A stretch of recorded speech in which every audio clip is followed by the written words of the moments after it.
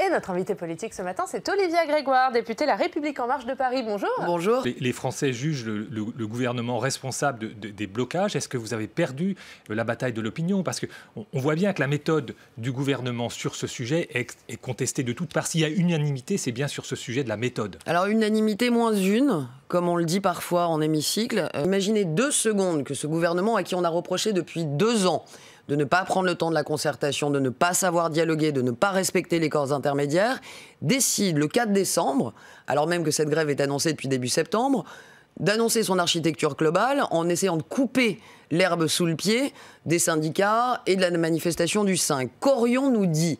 Nous aurions dit en commentaire que c'était pas très respectueux de la position des syndicats et que le dialogue social devait s'exprimer.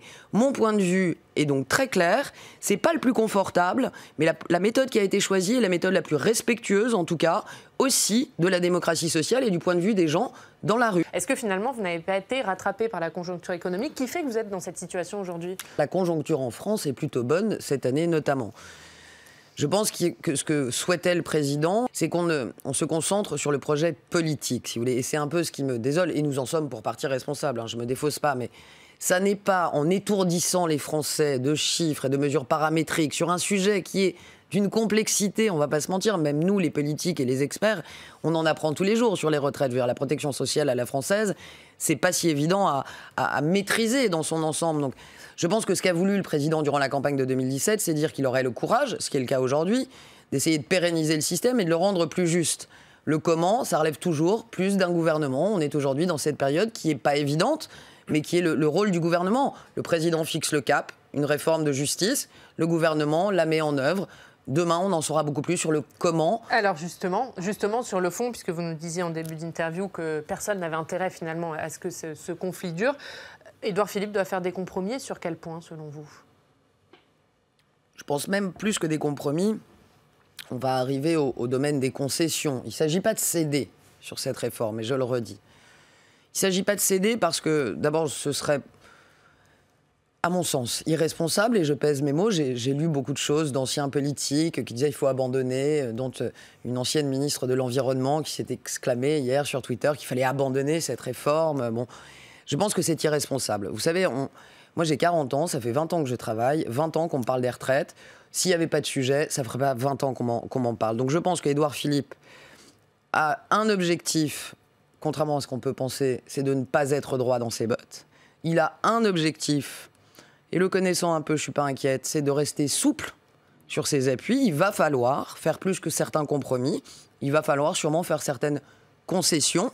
C'est le propre d'une négociation. Sur quel point, selon vous? Je ne suis pas dans le secret, malheureusement, et je ne suis pas dans l'exécutif. Donc je ne peux pas répondre... Mais vous, qu'est-ce que vous souhaitez, vous qui connaissez bien et le côté politique et le côté budgétaire et cette réforme des retraites? Sur quel point il faut faire des concessions? Moi, globalement, la réforme telle qu'elle vole à peu près aujourd'hui, telle qu'elle est dans l'atmosphère, me convient plutôt. Une réforme, qui mettons les pieds dans le plat.